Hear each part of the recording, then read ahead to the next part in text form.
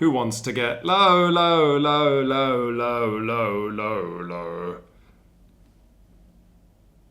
I don't understand. I don't understand this reference to the ephemeral construct that is modern popular culture, which is inevitably arbitrary until you finally have the lens and the focus and the filter of the passage of time to properly assess and evaluate whether something really is of value or interest. That song's only like 6 years old. Things have to be 20 years old before I care about them. The only thing that I care about that is new is games. I spend 14 hours a day doing intensive reviewer workouts so that I can be prepared for the latest games. I don't know what this is. What is Lowlands? Lowlands is a new game about being a Dutch sheep farmer in history times. But judging from the response of our audience to this box art, not many of you want to get low. Low, low, low, low. Stop it. Stop it. We've been telling people for the better part of a month now, longer than that even, that this game is terrific, and yet the overwhelming response that we've had from our audience has been an underwhelming kind of, really?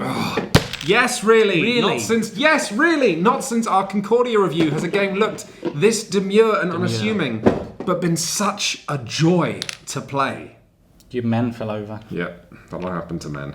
Lowlands might not resort to the loud, cartoonish colours of most board games, but look closer and you'll see that it's the work of some very talented art designers. Look at the lovely sketches of the trees and ponds that you'll be using in the game, how the wooden sheep and fences fit into this bucolic scene without needing any paint. Look at these gorgeous backs of the boards, and the whole thing tucks away into this discreet box with no air in it. I wish more games looked this adult. I don't know if I agree with you. It looks nice, sure, but all this art direction is kind of functional. It's got that three-dimensionality that we'd associate with a bucolic farming game with all these pieces that you can move around, and it's awesome that you have this great big three-dimensional levee that three-dimensional waves can come crashing over. That's awesome.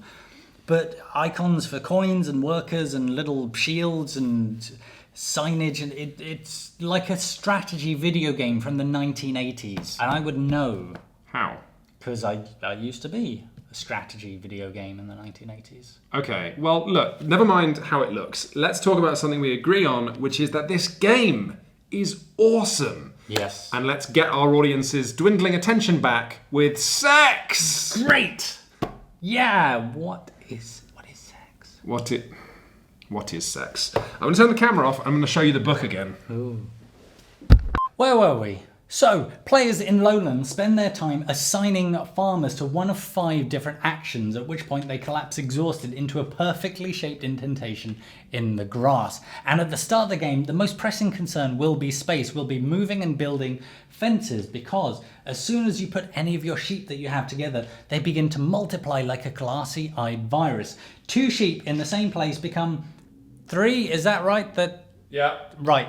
4 sheep will make 2 more. Well, this is fun. Maybe you send a farmer to the market to buy more sheep until suddenly you've got 14 sheep and they're about to make 7 more, and that's altogether too many sheep. So you panically send a farmer to build one of the available developments in the middle of the table that could theoretically hold more sheep, whether that's a sheep dog or a pet shop or a sheep condo. And this is why Lowlands is exciting. It's like a resource management game with the brakes cut. The growth of your herds is explosive, and as you grab new fences to put down to contain them, you reveal yet more resources that you will get every turn. Things like these workers that you will lay down on actions to make the actions just better. The controls of this game are like a hair trigger, and you so much as brush them and they spring to life, willing to just give you more. The game always wants to give you more things to play with, more things to do. It's like a mole Santa on his last day of the job,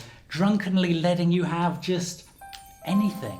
And I want to have some sheep and more fences and some coins. Daddy Lowlands, why do you smell funny? Do you want this table? Yeah, you can have it. Yeah, I don't care. I don't want it to. Do you want this? I don't want it. Do you want this dog? However, all of these sheep you're raising, this paddock of points you are masterminding, at the end of the game, they could all wash away, leaving you with nothing. Nil point. Or as the Dutch say, nu points. Which means now we have to move on to the figurative and literal centerpiece of Lowlands. Yes, if Lowlands was just a game about multiplying sheep, then Fair enough. There is certainly, it seems, an endless appetite out there for board games about farming, and Uwe Rosenberg, who himself consulted on this, has designed an infamous series just about running small holdings. But many of those have so much of the action revolving around your own personal player boards, with a central board being somewhere that you snatch something from, like a Dickensian urchin stealing from a market stall. Lowlands instead has everything intimately connected by this, the giant dike that at the end of the game will either stop everyone's farm from flooding or will fail. Each round of the game, another card is flipped to show how much more water is going to come surging in. Can you hold it back? Let's talk a bit about how to build this dike then. So, two of the actions you can take involve collecting resources, which are also used for fences and for buildings, or sending a farmer to pour those resources into the dike. Look, ooh, sweet clay. That's going to push this cube up along the track, and every time it finishes, you get to take a nice piece of dike, ooh, and put that down to block this deviant water. Ooh, starting new layers, ooh, as the water gets higher. Now that's going to push you along this dike track, which is going to get you minor bonuses and fat wads of points at game end. Probably, because this is where we start talking about this little dinky slider. But this thing is the hinge on which the entire game hangs. At 3 points during the game, you're going to check to see if the dike holds, and ours does. That's going to, push this slider up, and the value of our herds will increase. But if the dike keeps holding, the value of dike work becomes 0, and there's no point in any of us building the dike. At which point the person who just spent the whole game making sheep and creating some kind of fluffy ball pit is going to monster all of our scores. This wooden beam is a fabulously fun tightrope to try and walk. You're watching how much water is randomly coming in. You're watching how much your friends are building it up. You're trying to tell if it's going to hold or not, because if it's going to hold, you want to be the first player to go back to your farm and start farming sheep. If it's not going to hold, you want to be the player who's furthest along on the dike track, because there's one more rule, a rule that elevates this tightrope to a dramatic height. At 3 key points in the game, you check to see if the dike holds, if water comes splashing over or not. And if water does come splashing over, then all the players who are further back on the track have to take a smattering, a rainfall of flood tokens onto their farm. And each flood token means that one sheep will wash away, destroying their score, but only if in the third and final flood phase, the dike doesn't hold. Which means you get this perverse situation where if you're furthest ahead on the dike track because you've done all the work, you don't actually want your work to succeed. You want the dike to fail. You want your friends' sheep to wash away, and for their farm assistants and farmers to look up and shout, "Save us!" and for you to look down and whisper, "No, because you were a twerp." Intriguingly though, there is one final rule we've yet to explain, which is it is mandatory when you go to build the dike, you have to ask someone else if they want to help you. And they don't actually have to. And the whole thing leads to these amazing situations. You're right. Dike's looking good, so won't get me any points, but just thought I don't have out better to do, so thought I'd go work on Dike. You could help if you wanted, but you probably don't want to, so... Yep. Well, you don't have to. Up to Dike with stones, help out. Home for tea. Play Candy Crush. I think. Going to hot or not? Am I hot or not? Waste your time. Come by now! Devious game. So there you are, you're bouncing back and forth between this central board, delivering more supplies to the flood defences to strengthen them, but keeping some back for yourself as well. You're selling sheep to the market if the value has gone up enough, because you're always going to get more sheep, right? And then some of these resources that you've kept, you're spending those on yourself, expanding your farm, rearranging these matchstick fences to make them more efficient, and then building the next building which will score you a bonus, keep more sheep, generally make your farm better. And at the same time, constantly, it's sheep, it's sheep, it's sheep. They're popping into existence like clouds on a spring day. They're just the gift that keeps on giving. And let's talk about your workers as well, because not only are you assigning them a task that you want them to do, such as building fences or throwing up a new structure, the value on that worker is how much they can do that thing. Mr. 2 here can drop or rearrange 2 of your fences. Mr. 4 could build a building up to the value of 4 or draw up to 4 resource cards for you. So every turn your puzzle is not just what do you want to do, but how much do you want to do it? And the thing is, although these spaces look like they are single choice, you can actually double people up. You can take the same action multiple times if you don't mind paying a worker compensation for the indignity of lying on top of his friend. But remember, money is victory points at the end of the game. And as you embellish your farm, you'll soon be enjoying extra considerations, extra money earned from tugging berries off the bushes, or more cards coming your way when you complete an enclosure.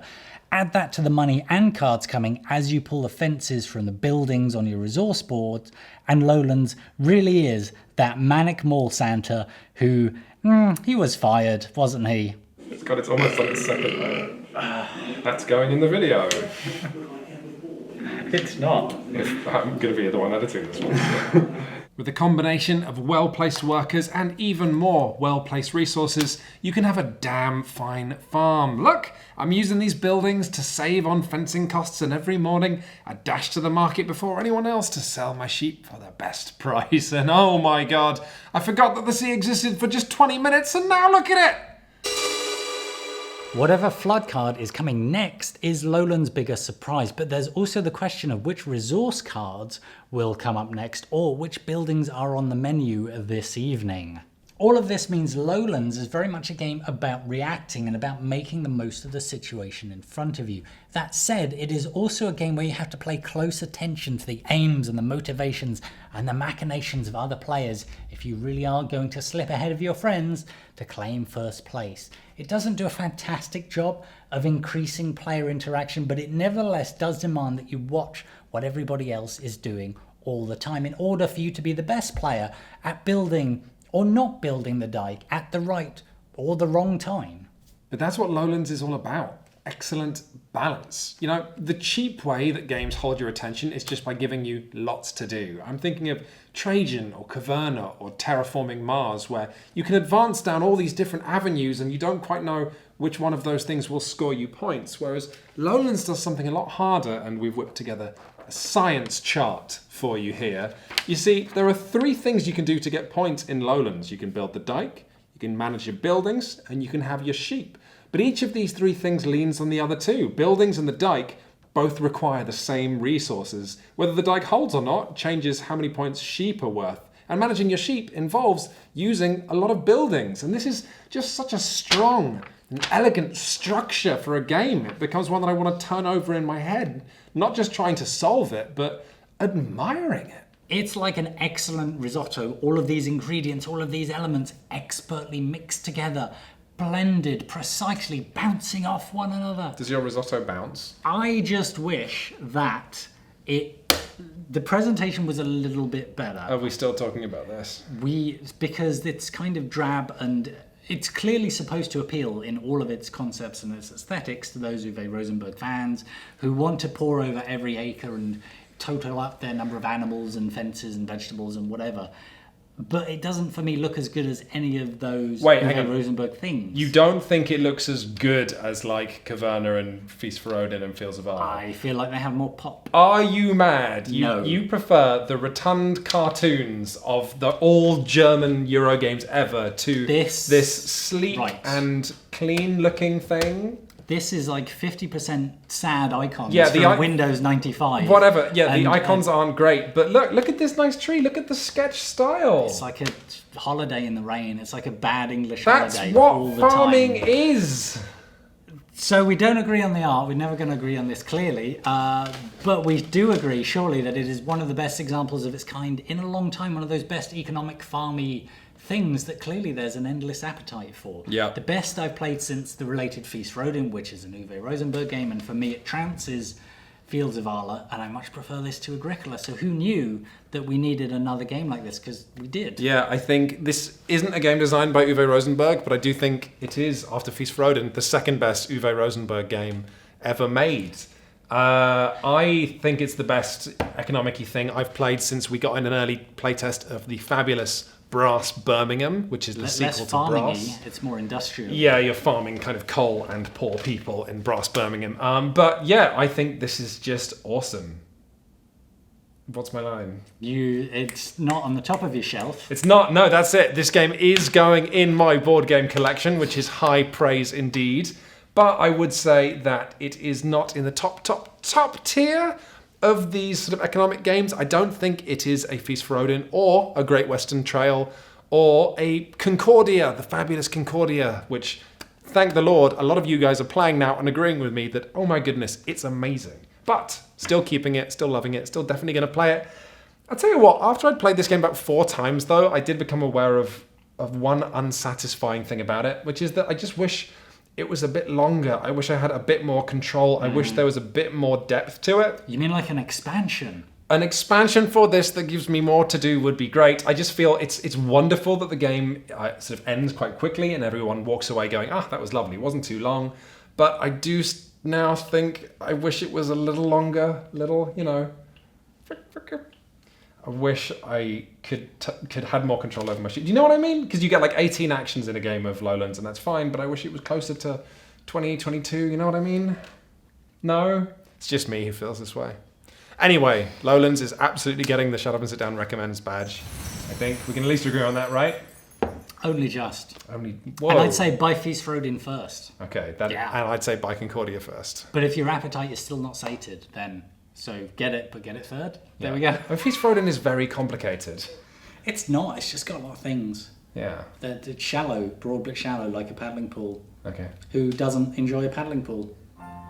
Fascists. If you like this video, like, subscribe. We've got lots of videos. If you click like, that helps other people find this video. If you... Oh, Daddy Lowlands, no! Just watch another video. Oh. Do you want this video game about Stalin? No, it's Mario.